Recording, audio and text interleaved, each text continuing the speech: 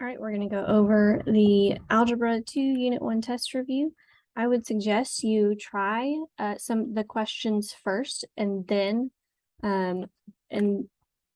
check your answer for each question. So you might want to try the whole thing first, just like a test, and then see. So on number 1 here, first we want to distribute the negative. So we have 8y minus 4y minus 32 equals 16. That's distribute. Next, we want to combine like terms. So 8 minus 4 is 4y minus 32 equals 16.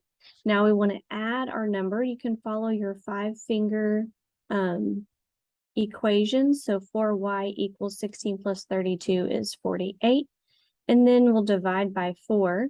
So y equals 48 divided by 4 is 12. That's our answer. For number 2, there's no distributive property. There's no combining like terms. We're going to add the number. Our variable's already on one side. So we'll say 3x equals 15. Then we'll divide by the number next to the variable, and x equals 5. Number 3, distributive property first. 3 times 2 is 6. 3 times negative x is negative 3x plus 5 equals 2x plus 6 minus 5x. I just wrote down the other stuff. Now I'm going to combine my like terms. On this side, I have 6 and 5 that match. So I'm going to say 11 minus 3x equals, and I have 2x and 5x that match, and that's a negative 5. So 2 minus 5 is negative 3x plus 6. I'm going to move my 3 to the other side by adding, and I have 0 there. So 11 equals 6 is what I have. 11 never equals 6, so this is called a no solution. No solution. That's your answer, is no solution. You will have one like that on the test. When a number and a number equal each other, but they're not the same number, that means it's a no solution. All right, let's look at number 4. There's supposed to be a parentheses here. Distribute your negative here, and we're going to distribute our 3. So I have 4 minus x minus 2 equals 2x plus 3x minus 24. Because 3 times x is x, and 3 times negative 8 is negative 24. Combine our like terms. So 4 minus 2 is 2. And then over here, I can combine my like terms here, 5x together, minus 24. I'm going to move my number to the other side, plus 24. So I have 26 minus x equals 5x. And then I'm going to move my variable by adding. So I have 26 equals 6x, and that's okay. We're going to get a fraction. I get 13 over 3. 26 over 6 reduced is 13 over 3. Or you can write it as 12 and, or not 12, 4 1/3 or 4.3, either one. All right, write the following using inequality notation. Remember, we're going to do x in the middle, smallest number over here, largest number here. My bracket tells me that it's going to be equal to, so my arrow or my greater than sign always points that way, okay? And for both of them, when your x is in the middle, that your arrows always point that way. And a bracket also here says that it's also equal to. All right, number 6, same thing. X in the middle, arrows always point that way. I have negative 6 and 5. Parentheses on both tell me no line. So I just leave it. All right, here we go. X in the middle, arrows always point that way. 4 goes here, and it's a bracket, so I'm going to put a line. And then I have infinity. Well, infinity's always parentheses. It's never equal to, so I leave it. All right, here's one that has an or in the middle. So I can do x in the middle. It's greater than negative infinity. And then it's less than negative 4. I have a parentheses, so no line. Then I'm going to say or x in the middle, greater than 5, less than positive infinity. So this one does not need a line because it's parentheses. Actually, we don't need a line for any of them because they're all parentheses. All right, use the number line using interval notation. So remember, we always do smallest to largest number. So I'm looking at where my smallest number is. It's an arrow down, so that tells me it's negative infinity. And my largest number is 5. Oh, I spread them apart too much. It's closed in, so it's a bracket, and infinity is always parentheses. All right, here we have smallest number is, looks like -8. Largest number is 1. They're both open circles, so I have parentheses on both. All right, here I have 2. So that's when we're going to use the U, okay? Because I have 2 intervals. I have two sections that's being covered. So I'm going to do smallest to largest. So smallest here is negative infinity, and then largest number here is -3. Closed circle, so it's a bracket. Infinity is always parentheses. Here's where I use my U symbol. Then I have a 10 to positive infinity. Closed circle means bracket here. Infinity is always parentheses. Okay. Smallest number arrow tells me negative infinity. And this is -3. Open circle tells me parentheses. And then infinity is always parentheses. All right. Classify the following numbers using the real number system. These will be omitted on your test. So I don't want you to worry about these. Omit, omit, omit.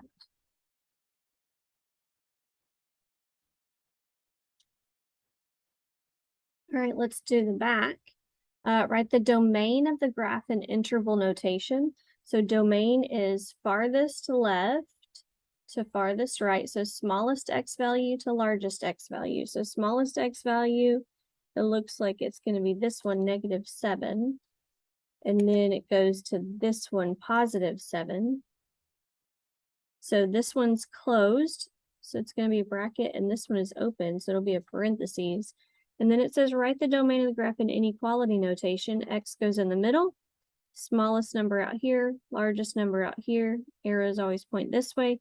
This one has a bracket, so we have a line. This one has a parentheses, so it doesn't have a line. Write the range of the graph, so bottom to top. So bottom here looks like -9. And top of the graph is here, and it goes to 4. So we're using the y-axis for range, the x-axis for domain. So my smallest number has an open circle, so it's parentheses. And up here we have this hump here, which is equal to, or this closed dot, which is also equal to, so we're going to use a bracket. All right, range is always y, so I'm going to put y. Points the same way. Open bracket is no line, -9. Or it goes here. Parentheses is no line. Bracket is line underneath. All right. Explain how to verify whether functions are inverses of one another. So you can say, switch the x and y and solve for y. So let's find the inverse of f of x equals x plus 3. We know f of x means y. So I'm going to cross that out and write y equals x plus 3. Switch your x and your y. So we have x equals y plus 3, and now solve for y. So I'm going to get rid of the 3 by subtracting, and y equals x minus 3.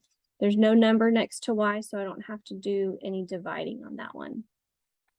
All right, next one, find the inverse of f of x equals x minus 3. I know f of x is y. I'm going to say y equals 3x plus 9. Switch my x and my y. X equals 3y plus 9.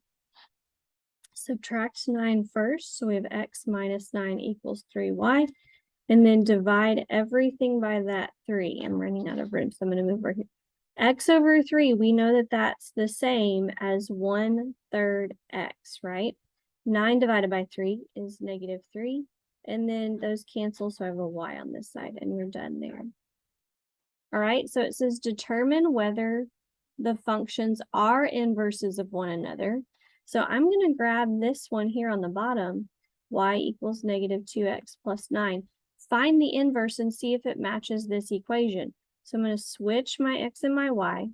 X equals -2y minus 9. Add 9.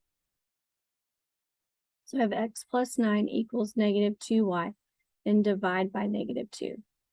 Just like we did on the last two. So I have negative 1/2 x, and then 9 divided by negative 2 is negative, I'm going to leave it as 9/2, equals y. Does this match this? No, it doesn't. So we're going to say no, they are not inverses of one another. All right, determine whether the following functions are inverses of one another. We're going to do the same thing. Let's try the fraction this time. So we're going to say y equals negative 1/4 x plus 3. Switch my x and my y. I'm going to move over here so I have enough room. I got confused when I said switch. All right, negative 1/4 y plus 3. Subtract 3 on both sides. So I have x minus 3 equals negative 1/4 y. And then this one is the one where we multiply by the reciprocal. If it's a fraction, you're going to multiply by the reciprocal.